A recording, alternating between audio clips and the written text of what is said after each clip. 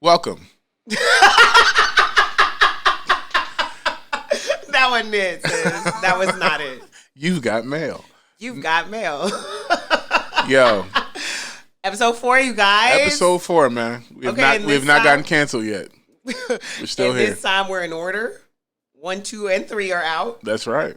1, 2, and 3 can be located on Apple Podcasts. It can be located on Google Play. They're on Spotify. We're on Spotify. Like, we're legit. Because I know Anchor. some of y'all was like, well, we on Spotify now. Yeah.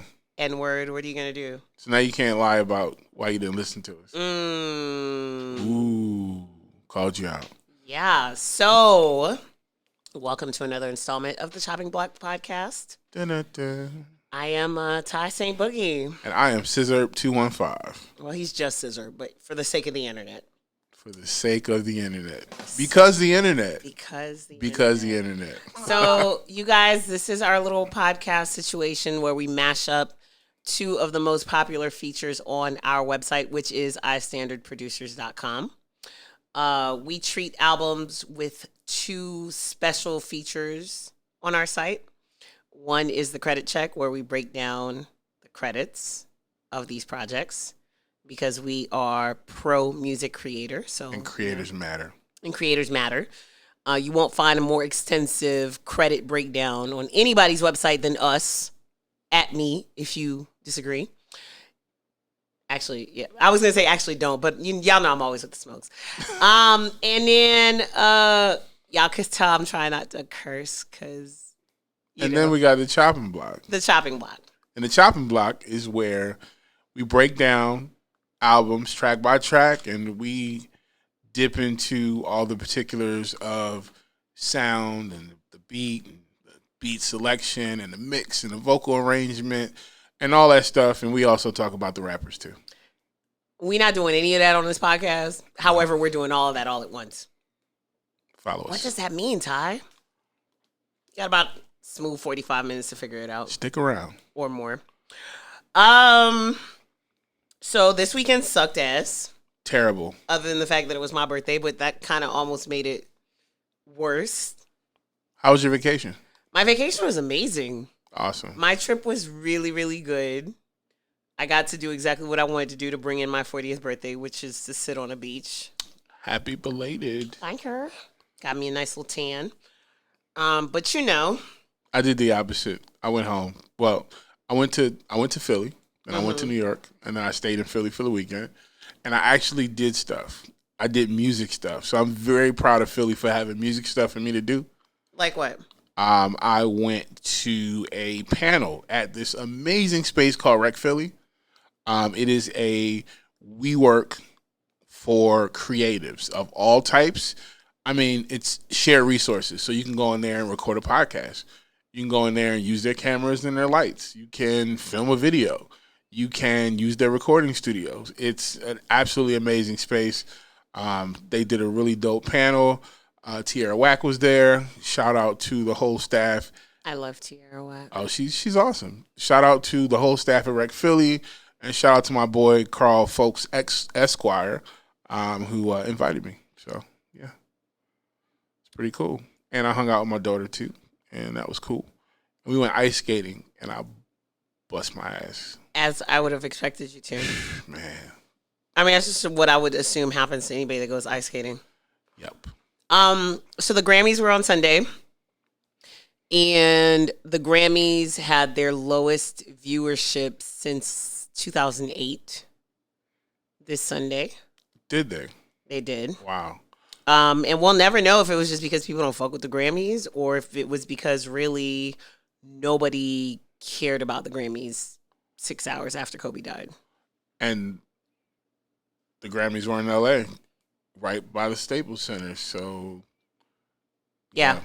I mean, I was sitting, in Philly in a meeting, hanging out with my homies at the Taste Creator office, and my phone started to go absolutely nuts. And I was just like, I'm not that popping on a Sunday at 1, 2. Right. No. So I looked, and I saw Kobe, and I was like, I hope he's going to jail. Right. That was the first thing I thought. Right. Because I knew it was something really bad, but I hoped it was like not something like you're not here bad. So, and somebody pointed out that it's what's most tragic on the many, many, many, many, many, many, many layers of tragic that this is that if you really think about it, all of the NBA, like the major NBA icons, they're all still around. Wilt Chamberlain out here. No, Wilt Chamberlain passed. Oh, okay. Other than Wilt, he's the only I'm one. Sorry. Everybody else is Bill Russell's still here. Russell's still here. Yeah, all the old heads. Larry Bird. Even the logo. He's still here. We're trying to replace his ass. But. As scared as Magic Johnson had you guys in the early 90s. Bro. Lo and behold. Still here. Yeah, so, obviously we don't have to state the obvious for you guys. If you don't know that Kobe Bryant passed away and that his daughter was in the helicopter with him, that there were 7 other people on that helicopter with them who lost their lives on Sunday, that's because you clearly are not in a space where you care anything about this, and you might just want to skip maybe the next 10 minutes. I don't even know where anybody could have been and missed this, because, it was literally... The Philippines already got murals up. Right. It was literally, because Kobe was international, man. And, he spoke a bunch of languages. He was just one of the most, probably the first really internationally known basketball player who really touched all corners. Not before Jordan. Jordan is still Jordan everywhere in the world. In terms of world renown, yeah. Yeah, and I think this is also coming from a kid who came here to the States, and it's also because Kobe was the first to really hit during the internet age. He's the first to hit during the internet age. He was the first to go pro straight out of high school, which was a huge deal. He was unconventional in a much cleaner way than say an Allen Iverson. Yeah, and the funny thing was they had a really parallel career that crisscrossed. They were good friends. I'm a Philly kid. Kobe was a Philly kid. I remember Kobe in high school and watching his whole path. He was one of us, but he wasn't one of us, which I thought was cool because I felt like Kobe. I wasn't always accepted. And, right. It was because of I stepped outside the box sometimes and did some other things. And Kobe kind of, told us that it was cool to be that guy. But at the end of the day, he was still very much a Philly dude. And my last big memory of Kobe was when we won the championship, and I watched the video of him holding his daughter just absolutely going crazy. And I was doing the same thing with my kids at the time, and he was, oh, my God, I can't believe we won. And I'm jumping around just like he was, and it was just a moment where we both... here is the 76ers? Eagles. Oh. Yeah. Oh, okay. You said the championship and we. Eagles, yeah. Okay, yeah. Sorry. So. Yeah. My most embarrassing celebrity moment is a Kobe Bryant story. It's on Twitter. I'm not telling it again. And we just laughed. Me and my homegirl laughed at the fact on Saturday that Kobe probably told at least one person that shit and had the most amazing laugh about it. I meant to talk to my therapist about it while it was fresh on my mind as to why it is that like celebrity deaths don't shake me.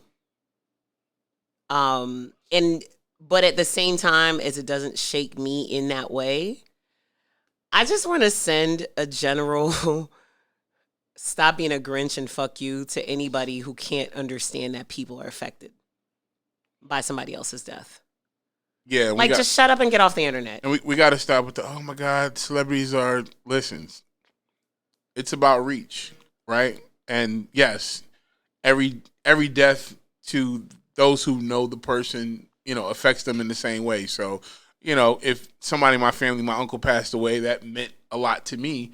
But I don't expect people who don't know my uncle to grieve for my uncle. But you know what? You don't know who's grieving for your uncle because your uncle's death is not going to be on the news or on TV. You know what I'm saying? Or like right. the people that you don't know that are grieving him are people that you might not ever cross paths with. Like my mother. My mother passed away. My mother worked at a call center. I don't think I ever met any of her work friends. I'm sure a couple of her work friends maybe came to the funeral. I don't know what kind of impact that lady had on them people, but she was pretty awesome. So I'm sure she had an impact on them, but I just don't know what it is. All that to say, like, let people process things the way they have to, man. Like, just. And that's when the internet sucks. So, I try to check out of the collective idiocy. It's just not for me. So. Anyway. The Grammys. So I guess Boyz II Men was supposed to be at the Grammys anyway. They were. Do you remember what it was? Because I know that I knew what it was on Sunday, and I've forgotten that. They did a part of a tribute, I believe. No, I think they were already supposed to be there doing something else. I think they were doing the other tribute, which was the Nipsey Tribute. No, they weren't doing the Nipsey Tribute. So they sang in a group with somebody else, and I can't remember. They sang it might have So been Hard the to Say Prince Goodbye with tribute. It might have been that. But they sang It's So Hard to Say Goodbye to Yesterday with Alicia Keys. Right, which was not scheduled. That was just kind of something that happened. And Alicia Keys did an amazing job of hosting. Did she? Overall, but she definitely did an amazing job of freestyling after that dark moment and everybody just being in shock. She was like a ray of sunshine in there, like, come on, guys, like she captured the moment and kind of held everybody's hand and got them through that night. So I definitely want to shout her out because she was freestyling. She was coming off the cuff, trying to deal with the moment. I think she did better, probably because she understood the ramifications of, what everybody was dealing with. And, that could have, anybody else that could have went bad. Did you feel like the Grammys maybe should have not done something specific? Did you feel like they had an obligation? Because somebody else that saw it told me that they felt like it was rushed and like, well, it was almost like. It wasn't rushed. It was as it happened. It was real. You know what I'm saying? Like, they didn't have time to plan anything. It was just people reacting to something that they just found out in a public situation. So, that's kind of where I guess I would say, I don't know who that person was, but it's just not a moment to psychoanalyze something that people were dealing with as it was happening. No, but that's what I'm saying. Like, somebody was dealing with it as it happened, and as a fan, they were saying that they felt like it was rushed. It was because they're looking at it as a group of people like, oh, these are... No, it was a bunch of people in a room, real people, because one of my friends was there. It was real people in this room who just found out something, and they're all dealing with it right now. So it was like, are we going to address this? Or nobody's not going to address it because Kobe meant too much to people in the actual room. So they didn't have time to plan tributes. There was no day. There was no, week. It was like hours. You know what I'm saying? Like, literally, as they were coming in for the Grammys, they found this out. And then people just start filling up outside. Right. And then you gotta go on. You know what I'm saying? So I think that's a little harsh. Well, I mean, that's the other thing too, is that ultimately, like, you can't please everybody. No, but I also think that's just people being assholes, And like I said, no, it didn't. But it really, that person like was saying it with tears in their eyes, like, and that's fine. But I still feel like people, like you just said, let people process how they process, and I think some people's processing is not letting other people process, and it's like, it's cool. You can feel how you feel. Or you do what you do. And that's where I try not to judge certain situations because that's how that had to happen. Like, if there was actually time in between, but there was literally no gap.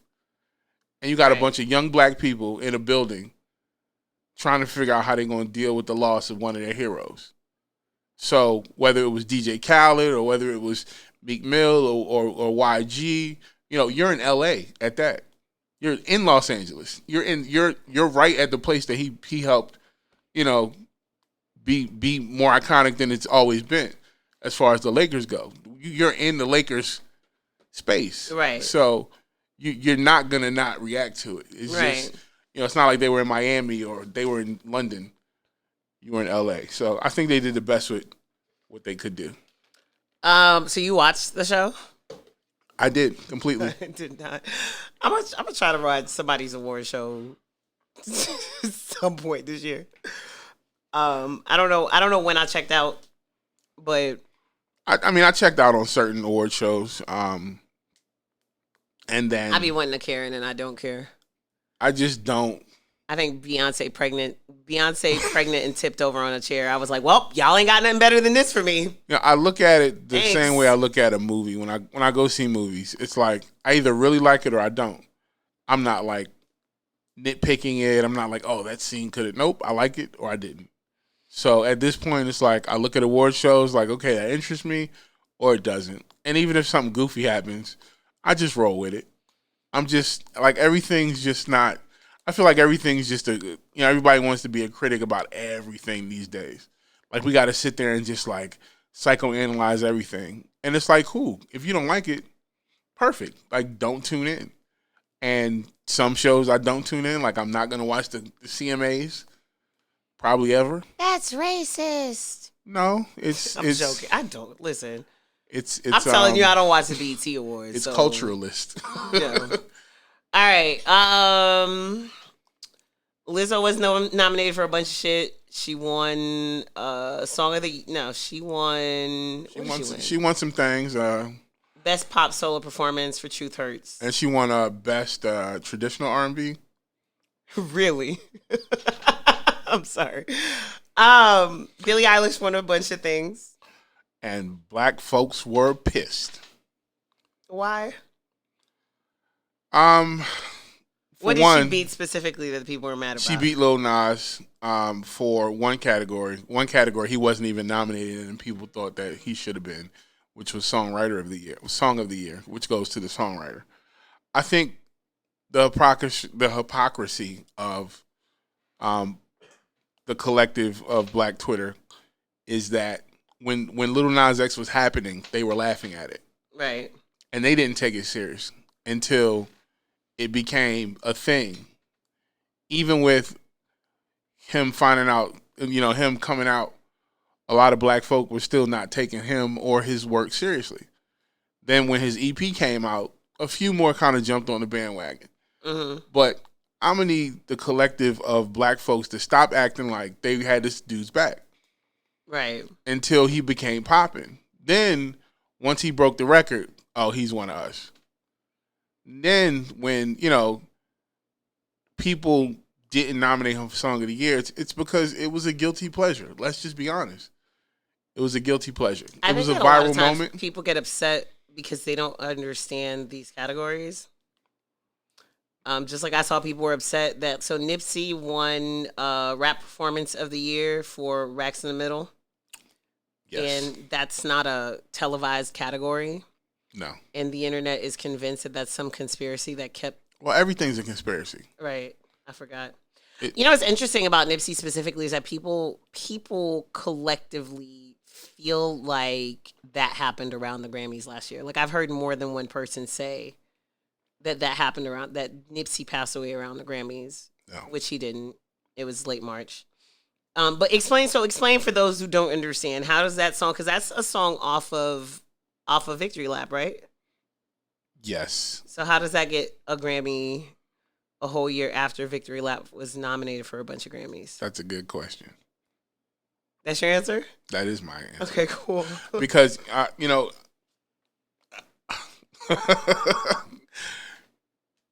that's a really good question.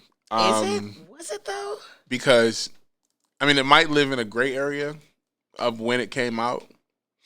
Because his album was nominated last year. Right. Well, no, Racks in the Middle was not on Victory Lap. That's why. Oh, you're right. It came out after it. Yeah, it was just a song. Right. Yep, came out after. Came out February of last year. Shout to Roddy Ricch. So it actually came out after the Grammys. After the Grammys, last year, even. There you go. Well, there you go. So that makes sense. And that's that on that. So hold on, because I just want to close out the Lil Nas X thing. He won a couple Grammys, and he's gonna be around. But Billie Eilish is dope. What her and her brother Phineas are doing is dope. Her album is one of the top selling albums of the year, and a bunch of singles from her album charted. If you don't know about something, the Grammys are a great opportunity for people to learn about music that they're not hip to. Right? That's not what people do. So if you don't do that, like I just need black folk. Like, if it's not your thing, it's not your cup of tea, if it's not your type of music, then don't just discredit it. I had somebody in my DMs on Twitter say, they asked me about did I think Lil Nas should have won or Billie Eilish. Then they asked me, well, do you think Taylor Swift should have beat Beyonce? Yes, I do. I'm sorry, Beyonce. Why do you feel that? Well, because it was a more popular song. What song was it again? Here's the thing. I don't even remember. It was 2012. Okay, we're going to get to that. It was the Kanye song. It was the song it was from the VMAs when Kanye. No. I know that. But that's the thing. Right. Like, nobody remembers what song by either artist It was a big nominated. song. I just don't remember which one it was. I looked it up the other day. But it was a really, really popular. She's got a lot of hits. Like, we got to stop acting like because people aren't black, like they don't deserve to win stuff. In our defense, black folks are not the only people who do that. Humans feel like if they don't know about some shit, it just didn't exist and it didn't happen. Well, they might, but we do it under the collective banner of because we're black. And it's annoying. Because I think it serves to discredit us sometimes. Like Justin Bieber, right? We're like, yummy. We're mad at it. But who wrote it? Pooh Bear. Why is Justin Bieber doing black music? Because the guy writing this music is black. I don't think anybody's mad that Justin's doing black music. I think it's a corny ass. Oh no, they're mad. We don't want Justin singing there's it. Tons of people mad at that too. If you would have gave it to the fine Jonas brother, nobody would have cared. Now, see, that's a very personal opinion. What, the fine one? Yeah. Listen, I'm not saying a name right now. If you're a woman and you're listening to this, or if you're somebody who's attracted to men listening to this, just tweet Ciz and tell them which Jonas brother is the fine one. That's I don't care who the fine one is, agrees. but I mean, Justin Bieber is a top selling artist, so yes, he's very okay with whatever he's singing. It's clearly working for him. So that's the point where it's not an opinion; it's just the numbers. I was just talking about Jonas brother being fine, and that's fine. I'm not even. All right. Well, Lil Nas X got 3 Grammys, right? I know he got 2, which is a lot. For his very first year being nominated. It's a lot more than some people have ever gotten. Salute Grammy-winning artist Lil Nas X. And salute to Lizzo. Salute Grammy-winning artist Lizzo. Salute Grammy winner 21 Savage. Yes. Salute 2-year-in-a-row Grammy winner PJ Morton, because I don't know why y'all are acting like this is his first time just because JoJo was on a song, but love to JoJo. Salute Grammy winner JoJo. Who else? Salute Grammy winner Anderson .Paak. And Andre 3000. And Andre 3000 again. That man won a Grammy on his off. What is it? On his day off? On his day off. He don't even need to show up. Salute Grammy winner Hit Boy and DJ Khaled. Salute Willie Nelson. Street Runner. How many Grammys does Willie Nelson have? A lot. See what I did there? Gary Clark Jr. He has a few of those as well. Tyler, the Creator, on his first one. Yo, okay. Here we go. I actually saw somebody complain that Igor was not a rap album. So Tyler complained that Igor wasn't a rap album. Really? Yes. So after the Grammys, Tyler did his press conference, and he felt like, and I believe, and I agree, he felt like getting placed in the rap category was a backhanded compliment. And that's exactly what he said.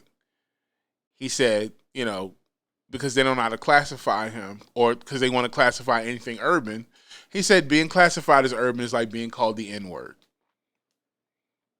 And then this whole discussion ensued about black people doing music, and then does it automatically just go into an urban category because they're black? Which is no.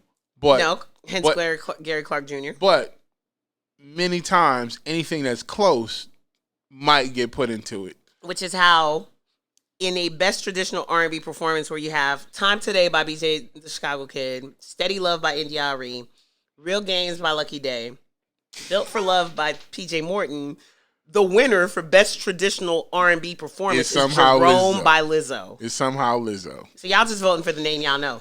Exactly. That's what's up. Dave Chappelle. Oh, wait a minute. salute to Grammy winner Coffee for being the first woman to win a Best Reggae Grammy. Wow. Well deserved, too. Very well deserved.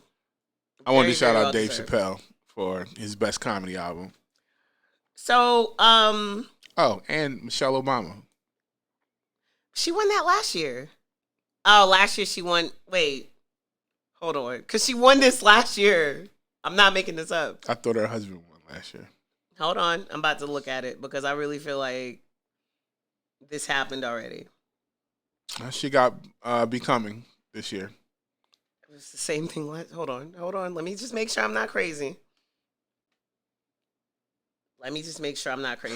So anyway, while I look for that, and Phineas for winning Producer of the Year, non-classical.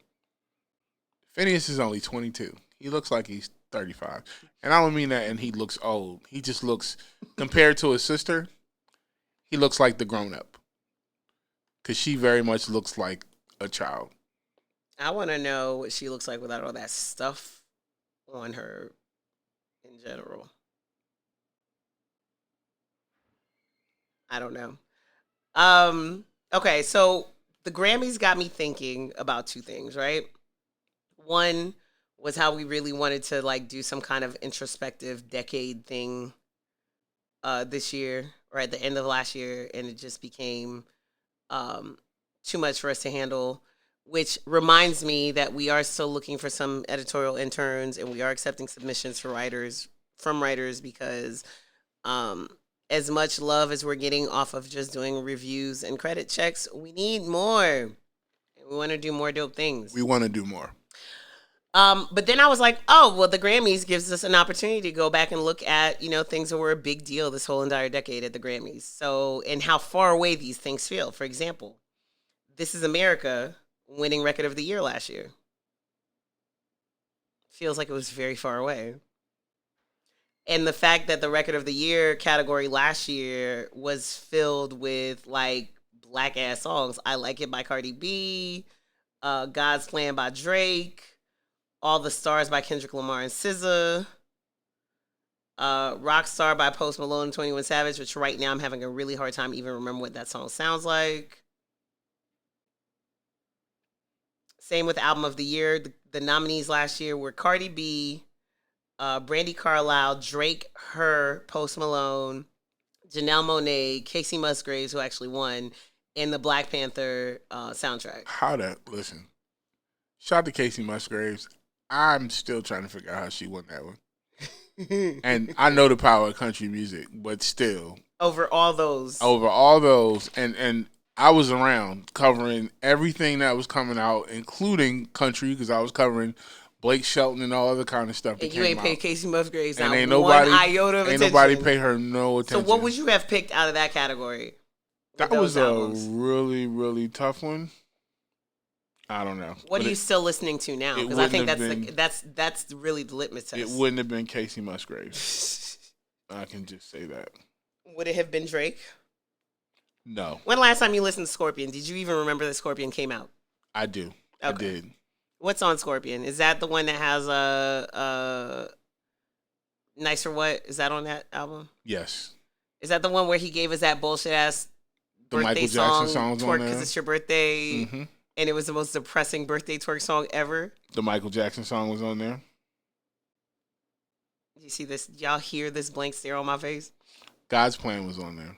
Thanks. Which is Diamond. I still listen to Dirty Computer. And I still listen to that Black Panther. Well, not the whole thing, but I still listen to like 3 or 4 songs. I mean, honestly, I probably would have gave it to Post Malone. If I really, really was being honest. He sold a lot of albums. And that is still the number 4. I think it's the 4th string album of this year. That was an album. So, I don't know.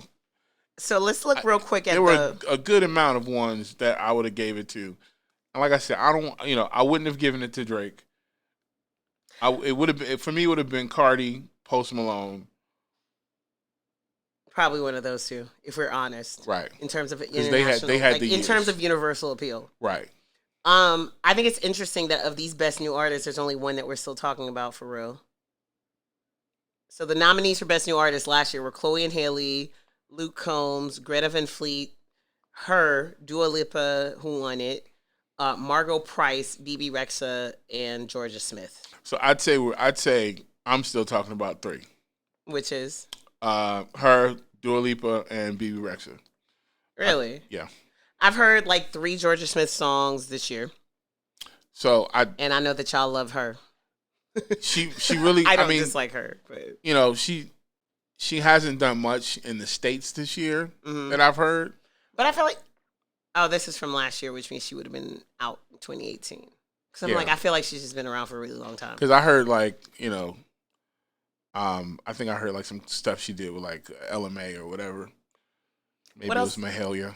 What else was a big deal last year? The R&B category was really interesting last year because there was a bunch of people that like I think people forgot were putting out music, like Toni Braxton and Layla Hathaway.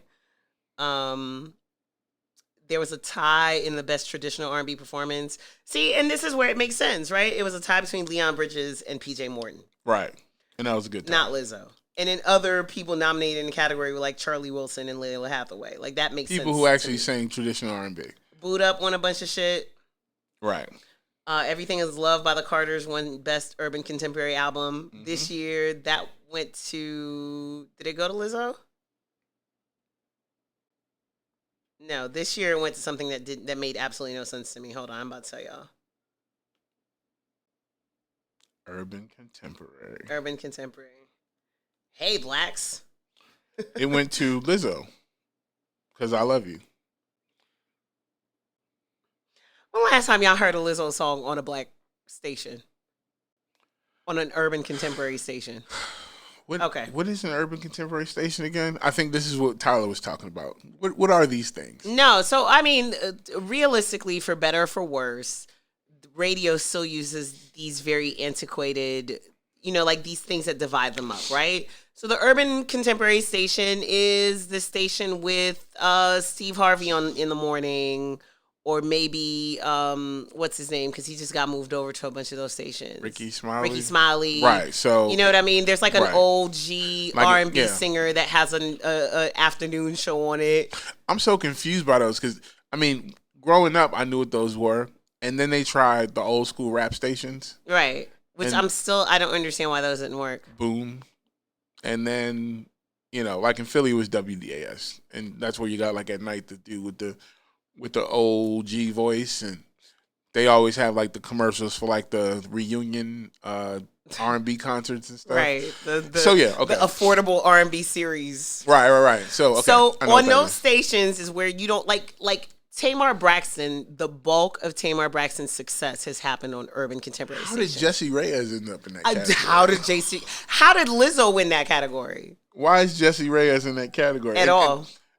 I love Jessie Reyez, but still. Go get somebody black auntie right now and ask her who Jessie Reyez is. There? Well, and is that's the thing. Is urban black to the Grammys? And once again, that was Tyler's complaint. Like, do we get stuck in these categories? And then they throw in Jessie Reyez. Like, she's Canadian and Spanish. We don't know what to do with her. Here you go. Put her in the urban and then also, category. Let's go with the fact that word contemporary hasn't really shifted. So, like, what's contemporary at this point, right? Because last year in that category, like we said, it was Layla Hathaway, Charlie Wilson, PJ Morton. This year it's Lizzo and Jessie Reyez. In other words, I think the Academy needs to do some restructuring. I'm not going to say they don't know what they're doing. Let me just make sure I'm looking at. Okay, that was this year. This is like Anderson .Paak winning. He won the best R&B album. Well, he won the best R&B album this year. Last year, he won best rap song for Bubbling, best rap performance. There was a tie between him and Kendrick for King's Dead. Bro, the Grammys are all over the place. They are. They really, really are. Just like, that was rap sung performance. Like I do Christina Aguilera featuring Gold Link. Wait, Bubbling was on Oxnard, right? I guess. Yeah, because it won a Grammy in 2019. Gotcha. Okay. Let me see what we remember from the Grammys in 2018. Do you remember anything? Is there anything that jumps off your head before I open this list? 24 Karat Magic. Oh, God. Despacito. Y'all were so annoying about that damn man. That Grammys had a good amount of hit songs. That was a decent year in music. What makes it a decent year in music to you? You had a lot of really big records. A lot of really classic artists came. Jay-Z dropped 444. We had Imagine Dragon and all their poppy stadium hits. We had Bruno Mars. We had, Despacito. We had Kendrick Lamar's album, Damn. Yeah, it's really funny. So I'm in Puerto Rico over the weekend, and I'm looking at places to go, whatever. And, there's legit 2 bars that are promoted as, come see the place where Despacito was filmed. Wow. And then you go to the Google The original search. version, not the Justin Bieber version, right? Which one has Ty seen? How would Ty know? Ty don't know these things. I keep trying to explain to y'all that Ty knows just enough about just enough to get by. But I still haven't seen the bar either, so SZA had 5 nominations that year. In 2018? Did she win any? Were they her own, or were they? Well, no, I guess it wouldn't have been off. She the had Black Best Panther New album. Artist for sure. Bruno Did Mars. she win? Let's see. Bruno Mars won album record of the year for 24 Karat Magic. I know it. So I was confused that year by Lorde winning Song of the Year. Lorde. Yes. In 2018? Yeah. What was the song? No, wait. Was it song? Yeah. Yep. What was the song in 2018? No, that it wasn't Song of the Year. She was nominated for Album of the Year. For the album that had Team Melodrama. and is that her second album? Melodrama, yeah. Y'all, who? I Is that the album with Team on it? I believe so. So it was Childish Gambino, Jay-Z, Kendrick Lamar, Bruno Mars, and Lorde. Y'all be doing too much. Looking back at Record of the Year, do you still give 24 Karat Magic that Grammy over Despacito? Absolutely. Yeah? Yep. Based on? That record was... You think it was more places than Despacito? Oh, yeah, I do. Oh, we're only talking about what happened in the States. No. Oh, okay.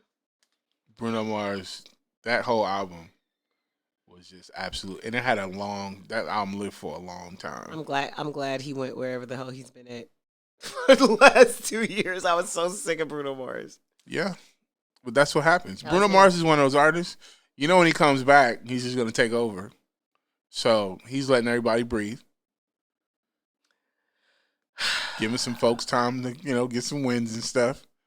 Him and his team, He had also Song of the Year for That's What I Like, which was the one song off of that album that I did not absolutely hate. Maybe not the only one. It was that one and what's the other one that I do, the little Finesse? I like Finesse. Yeah, I like Finesse too. That's what I'm saying. Those were the only two that I didn't hate. The one about Get Your Hair Done. I don't know. I still want another Locked Out of Heaven from Bruno Mars, so there's that. The Best New Artist category in 2018 is complete difference than what we just said about the 2019 because it was Alicia Cara, who y'all started talking about. I think I just got a press release about her dropping a new project today. Yeah, what happened to her? Did Jesse Reyes take her spot? We get she's one still Canadian person. I haven't heard anything. Because we're not her audience. Listen, I don't have an audience. No, but what I'm telling you is I get press releases from her label. I see her name every 2 months. I'm just talking about the music that's actually come out. She apparently put out things a couple times. If I'm gonna search through my email right now and tell you everything that she put out in the last year that I'm a girl dad. I'm a teen girl dad, and I'm about to fight, stab, and kill for some BTS tickets coming up soon. I don't know who they're actually putting or promoting Alicia Cara to. But look, I got a press release from her publicist this morning at 10:30. I got one on November 14th, November 8th. I'm just trying to figure out, are they actually dropping music? October, I haven't seen no. These were like her on It was like her on. She dropped a Christmas song. Really? Yeah. I know Kacey Musgraves came out with a Christmas album. It was called "Make It to Christmas." That's not somebody's not doing a good job. She was on tour last year. With who? Let's see, by herself, headlining U.S. tour. Oh. She was in Philly on October 25th of last year. Oh. She didn't come to Atlanta. What size venues? What venue did she do in Philly? Let's see. In Philly, she was at the Fillmore. Oh no, she was here in Atlanta. She was at the Roxy. So she's doing like mid-size. So maybe she's not being marketed to teen girls. Maybe she's being marketed to like angsty college sophomores. Possibly, but I just feel like I should be hearing more about her. Because even at those moments like that you mentioned, especially like the Christmas thing, you know, I literally sat down and went through. She dropped an EP last summer. All the Christmas stuff. Sorry, go ahead. And I didn't find anything from her. And I know her name. I know it would have popped out to me. Yeah, no, she dropped, let me see. She announced her tour over the summer. She dropped a song called Ready, and she dropped an EP called This Summer, which came out on September 6th. I had a whole conversation with one of the people I follow on Twitter about Canada and Canadian artists. And maybe she's only being promoted in Canada. It's very possible. But I was just wondering, like, why don't we get a lot of Canadian artists? I know they have tons of them. There are tons of artists in Canada, and we just get like the same, like we get like 3 or 4 at a time. Because but that's kind of how it is with everybody, right? Like right now, you could grab any person and say, hey, name 3 Latin artists. And what they going to say? J Balvin, Bad Bunny, and... But I shouldn't be. Well, I'm talking about me. And who would be the third person? J Balvin, Bad Bunny. We can't really count Cardi. No, not at all. I mean, I feel like there's a third person that people that will pop out. I mean, if I thought about it, there's probably more than that. But no, there's definitely more than that. Right, but I'm just talking about people whose 3 names I see all the time. I see a lot of names all the time. Like I know the guy, like one of the guys that they were just on. I want to say they were on Jimmy Fallon. They flipped Ani Kamosi. It's like Muevalo or something like that. But still, even if I can't pronounce it, I'm seeing their names. I'm seeing a bunch of influx of Latino artists coming from all over the place. You know, shout out to Tiny. It's a lot of cats coming out of that Latin world. And I wonder if it has anything to do with Canadian artists getting enough play in Canada, because you know that they're like legally, like the radio stations have to play X amount of music by Canadian artists. Right. And I think... And then somebody was complaining that a lot of that gets taken up by Drake and Bieber, actually. Interesting. But I think, I hear a lot of, like, I think, like, if I want to go find new reggae artists, I can go find them. And it's not going to be hard. I think even now, England has a lot of artists that are starting to seep into the American market. But notice that you said if you want to go find. Well, I'm just saying, I don't even know where to start with Canadian artists past Drake, Bieber, Alicia Cara, Jessie Reyez, Such music, eh? And Tory Lanez, right? Tory Lanez is Canadian, right? Yes, Tory Lanez is Canadian. Right. So I'm just, and I'm asking Canadian people. Like, yo, who else y'all got? And they're like, we should ask Cardinal Official what's going on. He's an A&R out there now. And they're like, because I'm just trying to figure out like why they're not getting a bigger look. That's a very good question. We should find some Canadian people and talk about it. I love my Canadian homies. So 2017 was the year of Adele versus Beyonce, and also Bieber and Drake. But I don't think anybody was paying attention to. Like, it was literally like every category: record of the year, Hello, Formation, some other shit. Album of the year, 25 Lemonade, some other shit. Song of the year, Hello, Formation, right, some other shit. Did anyone else matter that year? Best New Artist, Chance the Rapper, Kelsey Ballerini, The Chainsmokers, Maren Morris, and Anderson .Paak. Is Chance the Rapper's career ever going to recover? I think Chance is fine. Is he ever going to live up to... I think Chance needs to lean all the way into the audience that Coloring Book proposed for him and just stay there. I don't know if that audience is available to him anymore.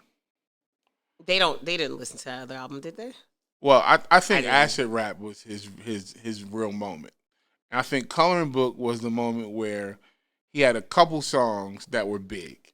I don't think it was the whole album. Coloring Book is my favorite gospel album. But you're right. It's really only 3 songs. Right. I don't really think it was I think Acid Rap was his moment where people thought that they were going to respect this guy. And then his personality started to come into play. And I think that's where he lost a lot of people. I don't really think he's an enjoyable person. And I don't say that in like he seems like, no. And you know, I listened to his album. Is it because he raps about how much he loves his wife too much? No, it's because he's screaming and yelling and, you know. Y'all love that about Meek Mill. So what, if he was from Philly, he could scream and yell? No, Meek Mill is rapping. This guy's trying to sing. You can't sing. Please stop. Or, you know, I like, at times it works, at other times it doesn't. I'm a head out. Who is his executive producer? Who is in there? You know, I want to see Ciz get a call tomorrow. Like, yo, word about to get this. What we doing? I need you to read the comments on his tour being canceled. Oh, so he canceled the tour, and then he was like, you know, canceled the tour because canceled the tour because nobody was buying tickets, and people are roasting the album. The album was not it. It wasn't it. I wanted it to be it. I wanted Chance to succeed. Who is Gallant? Chance was the guy who didn't want to pay producers. Karma? I don't know. Who is Gallant? Gallant was nominated for Best Urban Contemporary Album in 2017. It was Beyonce, King, Anderson .Paak, Rihanna, and Gallant. I just want to know who Gallant is. Gallant, the R&B singer. He had an album called Ology. Right. I see this. But who is Gallant and where has he been? And where has he been since? He's American. Okay, so it's not like he's from Germany or something. He's on Warner Brothers. He had a single with Jhené Aiko. Cool. Well, I'm glad 2017 was better for you than all these subsequent years, Gallant. Interestingly enough, Tory Lanez' redoing of Everyone Falls in Love Sometimes was actually nominated for Best R&B Song that year. Grammy's weird, man. Let's look at what happened in 2016, shall we? I'll speed this up in a second, because in a second I'm going to stop caring. I'm losing my own attention span. Uptown Funk, 2016. That was the year of Uptown Funk. Okay. So. And Ed Sheeran.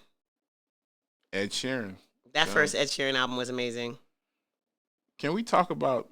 Oh, that was the Taylor Swift year, right? We probably had a couple Taylor Swift years. No, with the Beyonce thing. No, that wasn't it. Part 2? No, that was the VMAs. Oh, right. Yeah, that was the year The Weeknd fooled all of mainstream America into celebrating a song about cocaine. Yep. God bless him.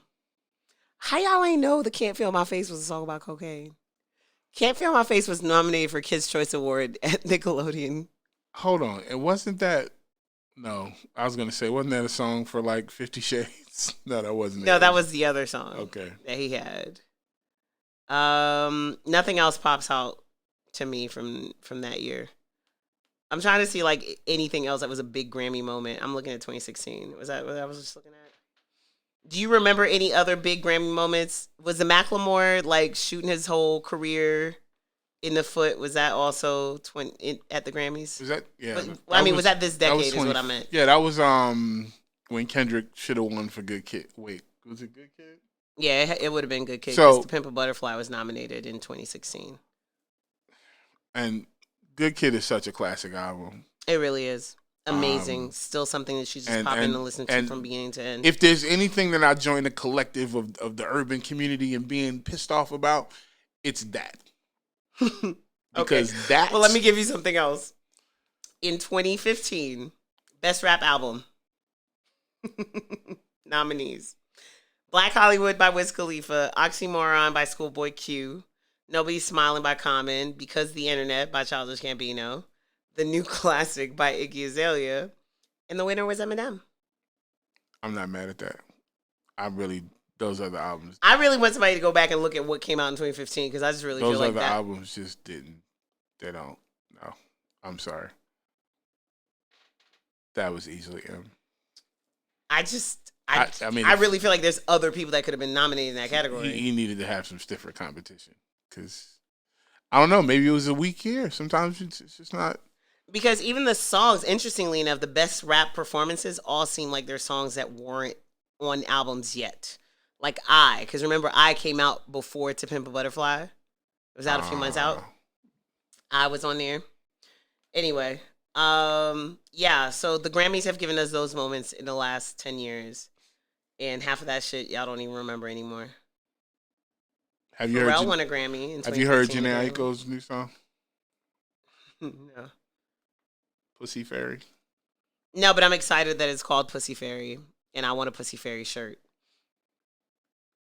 What does the song sound like? I don't know. I haven't heard it yet. But I've heard the reactions. Or I've read the reactions. And what were the reactions? Very positive on all sides. Good. Men, women, it's Jhené, she's aggressive. She knows what she likes. She's always been that person, and apparently it's an enjoyable She's from tune. Slauson. That's why.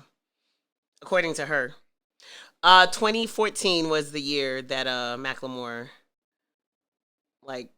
just did the cuntiest thing in the world by sending Kendrick a text and then putting it on the internet. I didn't have a problem with that. You didn't have a problem with which? That with him putting it on the internet or with him sending it? I didn't have a problem with either. I had a problem with the actual Academy. That was my problem. I had a problem with what happened. I didn't have a problem with that. Anything that happened after that. That just wasn't, it's like Kendrick didn't have a problem with it. So, you said Kendrick didn't? Right. I'm not going to be angry for somebody who's not angry. I had a problem with him not winning. Angry. Huh? I don't think anybody was angry. I think we all thought it was a corny-ass move. Well, no, people were angry. Really? Oh, yeah. Y'all just be wanting to be mad. Exactly. But that's what social media is for. It's collective anger. I don't even know why I'm mad. Mac Wilds. That was the year Mac Wilds put out New York, A Love Story. Wow. Remember we thought Mac had a chance? Man, Mac had a chance. That album was really good. No? I'll take your word for it. That album was really good. I heard whatever the single was. Well, you know what? Whatever the hell y'all gotta say, you still gotta call Mac Wilds a Grammy-nominated artist. And that's dope. And I love that. That is absolutely dope. But. All right, I'm not doing this trip down memory lane no more because I'm tired of it at this point. Beyonce won some shit. Miguel was nominated for some shit. But why should we still care about the Grammys? Because that's the whole conversation. And if we don't care about the Grammys, then what replaces that moment? Right. And then... do we just get rid of award shows altogether? It's hard for me as an industry person with stock in the Grammys. I think Tyler said it best. They asked him a question and he was like, well, nigga, I just won a Grammy. Right. So I'm happy, but at the same time, y'all tried to play me, but I'm happy because I just won a Grammy. And I think that best sums it up for a lot of us. Well, so I think that one of the things is something that you brought up last week, which is part of something that I've been saying for quite some time, that I don't think we educate the potential industry professionals are not well enough educated about the business of music. They aren't because oh my God. Not making music. No. Because we don't need all of y'all to be in the booth or all of y'all to be on stage or all of y'all to be the DJ or the producer or the manager. But there's some other jobs in there. But while you're doing these other things, I think that, and I'm sure that the complaints that we have on the urban side of music, and in this particular instance, we're gonna take urban to mean black, because that's generally what it means in music categories, right? Right. I don't think that the complaints that we have are unique to us. I'm sure that there are hardcore country music people who didn't understand why Kacey Musgraves won that year either. Right. I think that we have to take the onus of stop looking at shit like they is keeping you out of something and they is doing you wrong, and get involved. Right. Because a lot, I've been blessed to see a lot of the homies nominated. Mm-hmm. Big shout out to my boy Ant-Man Wonder, who I came up, around music since, we were in our early 20s. My man got a Grammy when we from the hood. Right. You know what I'm saying? So, and I'm celebrating like he won a championship. Right. So, and then at the same time, somebody like, man, F the Grammys because I didn't win. Right. Or, I thought my homie should have been up there or whatever. I think that, like a lot of things, whatever systems are in place are outdated. And I think that it's time for, and I don't know if it's the winners, I don't know if it's, I don't know who has this conversation with the Academy. Did you catch what Puff had to say? No. So, Puff? Y'all didn't believe me when I said I was on vacation. I was on vacation, my G. You vacation hard. We're going to catch you up. Do you see this, Tam? So, Puff grabbed the mic. He got honored. Tienes suerte que no te estoy hablando en español, porque mira, por eso fue que fue. ¿Me entiendes?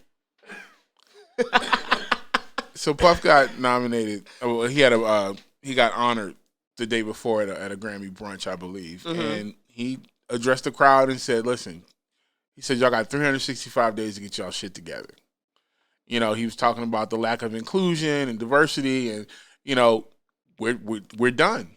We're done. And he was addressing a room of Grammy people, but also of industry professionals like ourselves who should be more involved and should be the ones who are out here saying, you old motherfuckers need to step to the side and we need to restructure this so that it makes sense right for 2020. Right. And that's what we need to do. And I don't mind, let fans have their opinions. I think where it gets funny is when you're an industry professional and you let the way fans feel dictate what you say and what your opinions are. Right. Because you should know better. You should understand how this works. Right. You're supposed to be the person who's educating others and letting them know how this shit works. Yes, we have grievances, but we should be focused on fixing those grievances and having intelligent discourse. And also because we know where the damn Recording Academy is. Right. All year. We know where they are. We know where the offices are in every city. We know who the presidents are and all that stuff. It's not, so when we need to start infiltrating and getting in these positions, which are open to us. That means you guys, going to the Rock Nation brunch is amazing, but like that should not be your top goal. No. So, but in the meantime, for every person complaining, there's somebody working to push things forward. Right. So and that's true. Shout to the people that are still working to push things forward. And thanks to Puff for speaking up. Thanks to Tyler for adding to that conversation. A lot of people during the show, we're going to move this thing forward because we love this music thing. And the Grammys, whether it's like living in America, right? We complain about America every day. Y'all ain't going nowhere. Hey, but you ain't going nowhere, bro. I come from somewhere else. You don't really want to go nowhere for real. Ain't nothing, exactly. Let me drop y'all off in some of these other places. Where y'all going, for real? Let me drop y'all. Most of these people don't even want to be dropped off outside of their city. Right. Let me drop you off. Y'all can't even do Toronto too tough right now. Right. So, I just think it's funny because it's all, it's all point of view and stuff like that. But, we just take it with a grain of salt. It's our thing. We need to work towards fixing it. You're bitching and moaning. It's cool, but what are you going to do? And that also, I think, goes back to, I've heard a lot of people saying, we got to stop looking for white approval and white gays and this, that, and the third. But I think that it's very, very important for the art of people of color to be celebrated in mainstream places, period, point blank, because we belong there just like anybody else. And we want it that way, and then we don't. It's weird. Figure out which one you want. Do you want to be accepted by mainstream? We are the guy who thinks space? you're fine until you walk past them and didn't holler and then you become a fat bitch. Anyway, we were able to give you guys this wonderful breakdown of our thoughts on the Grammys because like 3 albums dropped last week. Really? Like Literally. 3 albums. 3. So who's going to go number 1? And so to make up for that this week, 733 albums are going to come out. Well, before we do that, I do want to shout out J Hus. We did. If you go on our site, you can check out the full credits. J Hus is a really dope Gambian English artist. He's doing some really innovative African hip hop. I think they call it Afro swing. It's actually called Afro swing. So it's not necessarily grime. It's not necessarily UK hip hop, even though he's a rapper too. But he's been doing some really cool stuff. It's not, the typical like grime MC stuff. So J Hus got a dope album. Check it out. He's a dope artist. Yeah. Lil Wayne said he's coming out with an album this week. We hope. Do you believe him? I do. I believe him more than Blueface. Blueface album dropped 3 weeks ago. No, it didn't. I know. Right. He's still trying to find the beat. That was a great title. And actually, I would love it if the people around Blueface or Blueface himself had that marketing genius to like come back a month after the original release date and be like, sorry guys, I'm still trying to find the beat. I think it's going to be more like, what's the guy's name? Gucci Gang guy. One of them. Pump. Little Pump. Yes. Little Pump had an album called Harvard Dropout with Harvard misspelled. Makes sense. And it was supposed to come out, and his fans were like going crazy, and then it just never happened. And then he put it out like 9 months later, and he's irrelevant now. Wah, wah, wah. We don't have that sound effect? It's in there somewhere. Big shout to Anatomē in the building, our producer. Our producer. So, yeah. We have sound effects and shit now. All right. Coming out this week, other than Lil Wayne. Luke James. I'm excited about Luke James. I know some ladies who are going to be excited about Luke James. Megan Trainor said, watch out, Liz. I'm back. God damn it. Give my shit back. Megan Trainor want her swag back. Megan Trainor coming out with the Treat Myself and the Target exclusive. She wants her swag. She said she's the Osiris of this shit. You thought you wasn't going to see her? Lizzo just going to be out here winning Grammys and shit? I'm just playing. Russ is coming out with a project called Shake the Snow Globe. K. Michelle. Oh, we just going to skip over that? It's coming out with our Kesha. Why are we skipping over Russ? Russ got some dope features on this project. K. Michelle. Russ got Devin the Dude on this project. Kesha, and Rick Ross. That don't even make sense. Devin the Dude. Shout out to Devin the Dude, one of my favorite artists of all time. What? He got that song with Bia on it, which is like actually a good song. K. Michelle. All right. Is dropping out. K. Michelle's the only person who's got anything in Atlanta that I care about. Wow. Dropping this week, I think. You mean this week? This week, of course. Okay, because I was about to say. No, we got Yo Gotti. Yeah, Yo Gotti's dropping. Yo Gotti's and dropping. Luke James lives here sometimes. Right. Okay, so it's just fuck Russ. Okay, got you.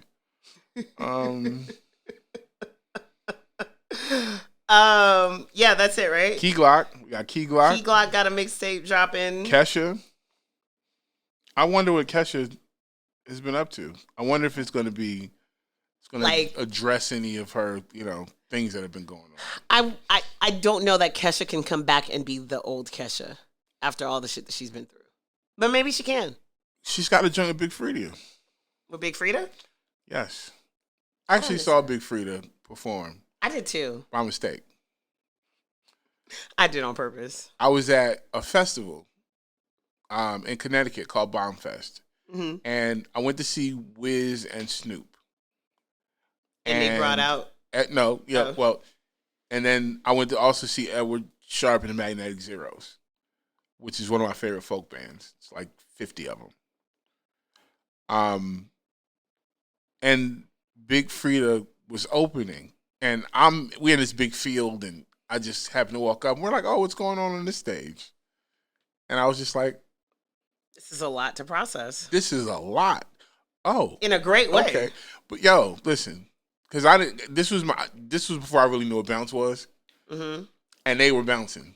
And we didn't know who was on stage or what was happening. But listen, it was a show. Shout out to Big Frida. That was a show.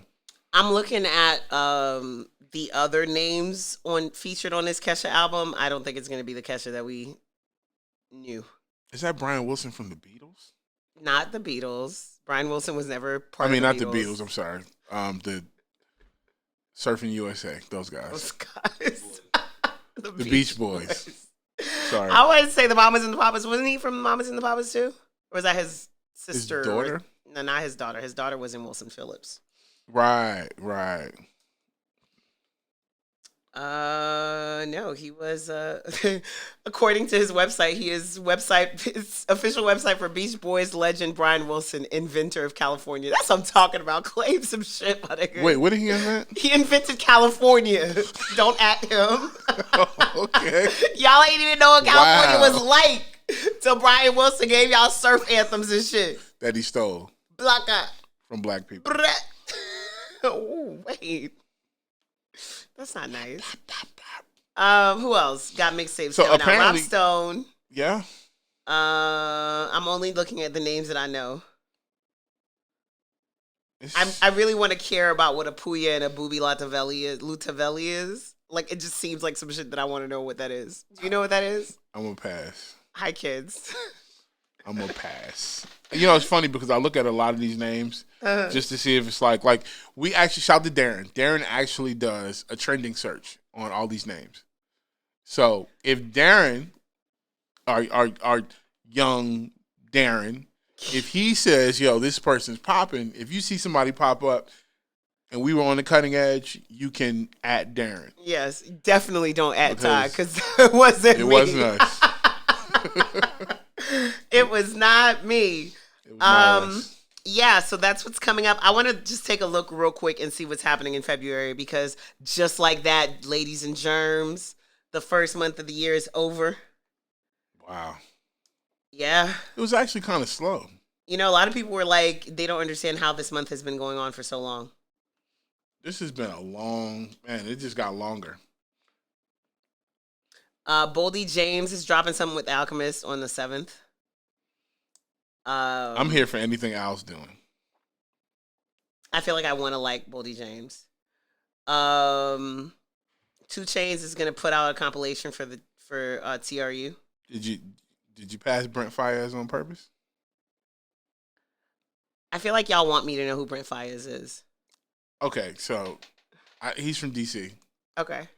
He was the one that sang the hook on that. Okay, yeah. And then that made a whole big deal about the fact that he decided to stay unsigned. Yeah, and okay, sorry, Brent Faiyaz. No, I did not pass him on purpose. Green Day. Wow. Okay.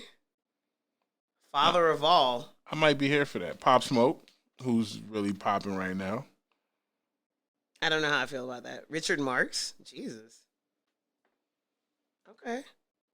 Wiley. Coming out with a project. Are you not a Wiley fan? Listen, I am a Wiley fan, but Wiley has been wiling with this whole. Maybe this is why he's been beefing with old boy. Because he has a project coming out. Possibly, because he's been eating lovely off of these streams. I mean, I'm looking at the number. He's running the numbers up. Right. You know, going back and forth. You know, I mean, sometimes it's smart to come at somebody, but I was just wondering what the end game was. So I guess we got an album coming out now. You got to drop album now. You know, you sent for him. You know, you sent for him. I really feel like you breaking down British slang should be part of the show. So, XXL put out a list of the 36 most anticipated hip-hop albums of 2020. Oh. What's on your list? What are you anticipating? Justin Bieber. That's not hip-hop. Says who? Says Justin Bieber. I mean, Tyler's hip-hop, right? Does Tyler not rap? Not on Igor. Actually, Tyler hasn't rapped in a while. Oh. I wouldn't know. Tyler hasn't made a rap album in a while. My favorite song from him is with Kali Uchis. He's definitely not rapping at all. He's singing the whole time. So, yo, they put Joyner Lucas on here, and so I'm gonna go ahead and close this list. Okay. Who? You got a problem with Joyner Lucas? No, I just understand how life works in real life, and I don't think that if you had to narrow down the 36 most anticipated hip hop albums of this whole entire year, Joyner's not on that fucking list, dogs. I'm sorry. Who's waiting for a Joyner Lucas album? I want y'all to ask 5 people right now. Like, I want every single person who listens to this to ask 5 people if they're hyped about this Joyner Lucas album. Or if they bought the last one. I was about to say, ask them who Joyner Lucas is. You feel me? I know. I have his phone number in my phone, and I'm telling you, nobody's looking for the album. Anyway. Cardi's supposed to be dropping something, both Playboy and B. Future's supposed to be dropping something or getting married, but maybe again another one. What's up with him and Drake? Listen, you could tell from that War of the Roses ass single that they dropped, them niggas ain't really trying to do nothing together. It's doing really well. It was number 1. I'm sure it is, but it didn't sound like. Well, I mean, the video. You know what? They had a really good activation here in Atlanta, which I thought was dope. So, like, you know, in the video, how they work at a fast food joint called Hot Atlanta? Mm-hmm. They actually opened a Hot Atlanta here in the city. What? They did. I hate Atlanta. So much cool stuff happens. No. But you know where they put it at? They put it on Peachtree, not Peachtree Industrial. What's the other one? Fulton Industrial. Why? People went. I wasn't going, but people went. They turned the Mrs. Winters into Hot Atlanta. I thought that was really cool. It was a cool activation. But like you said, a lot of cool things happen here. But, you know. A Boogie. Are we excited? So, I am excited. Okay, cool. A Boogie has flown under certain people's radars, but he's done a lot in a very short period of time. I'm off of XXL. I'm on Hip Hop DX. Oh, the Future and Drake is on this list. Okay. Lecrae is supposed to be coming up with an album as well. West Side Gun and Madlib. That's interesting.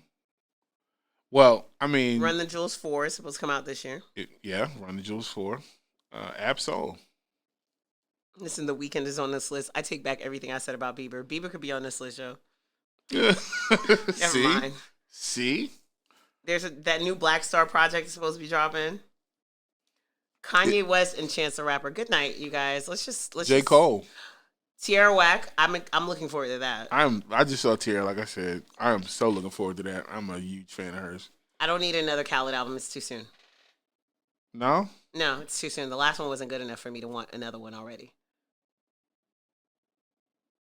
Yeah. Let it breathe a little bit. Please. Another Drake album? You ready? You know Drake's going to drop an album a year. Sure. Really. I haven't listened to a Drake album from beginning to end. It's been a very long time. I have 4 songs on If You're Reading This Is Too Late that I play. Oh, I love that album. On heavy rotation, and I always play them back to back, and I'm sure you can guess which 4 it is. I started Energy and I ended No Telling. Right, yeah. I don't know what else is on that album. I feel like there's probably something else on that album that I love. Couldn't tell you what it is. Are we getting an Uzi album? That's what they're saying. So, Uzi... I just came back from Philly, so I get all the Philly news. He's got the A room. Well, he had the A room at Milk Boy for like the last year almost. So he's got tons of music. So we'll see. I'm sorry, I just went all the way through this XXL list, and I still don't understand why Joyner Lucas was here. Y'all could have said 35 instead of 36 and just left Joyner off. I mean, he's on this one too. Maybe. Who? Maybe, you know, somebody let me know that you're excited about Joyner Lucas dropping the album. In a Facebook post, he said his sophomore album will be released in another 5 years. Yeah, I'm done. Who? Joyner? Yes. Whatever. Anyway, you guys. Little baby. Little baby. Little baby. Yo, the highlight of the Grammys was Sharon Osbourne announcing the rap categories. Drip harder. Little Gunna. She said Little Baby and Gunna. And they were having the time. I swear. I think one of them recorded it. It's probably going to be on their album. Probably. Because, she had so much fun. If it's not, Ciz just gave one of y'all a great idea. Please sample Sharon Osbourne saying all those rap names. Because that was...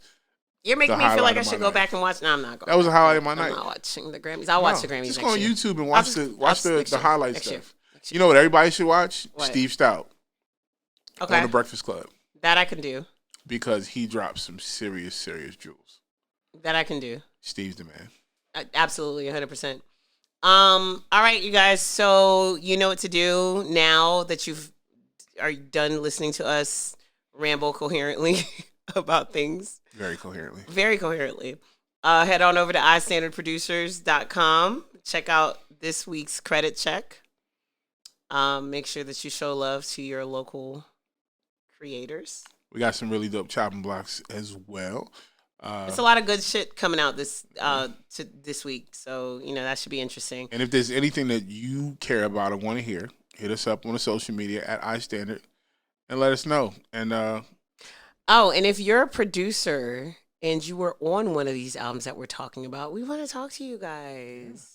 We're here for y'all. We want to hear your stories. We want to hear your songwriters, engineers, what equipment you're using. We want to hear your memories of whatever song means a whole lot to y'all. The tracking engineer. This weekend was the 20th anniversary of Voodoo. Wow. By D'Angelo. And y'all hated on that album. It's so mixed so badly. Why does it sound like this? Everything is so distorted. I like Voodoo better than I like the first album. Wow. Brown Sugar? Is that what it was? Mm-hmm. I like Voodoo better than Brown Sugar. It happened. Because what, Voodoo wasn't a good album? No, I'm just saying, it happens. Sometimes the album that everybody else likes or... Oftentimes. Brown Sugar was the moment. You know what I'm saying? It doesn't... I don't think... How does it feel was the moment? And that was Voodoo. That was definitely a moment as well. That was. Anyway. Something else had an anniversary this weekend. What was it? Do you remember? I don't. Anyway, but those are the kinds of conversations we want to have with you guys. Like, what do you remember about D'Angelo's Voodoo? Or whatever other album of note. We should look through the credits and see where those people are. We should. And we will. That's the type of stuff we do, especially with a lot of anniversary stuff. We'll do like credit check rewinds where we'll go through an album and see where those people are. Now. We might do just a whole "Where the hell are they?" episode. That'd be fun.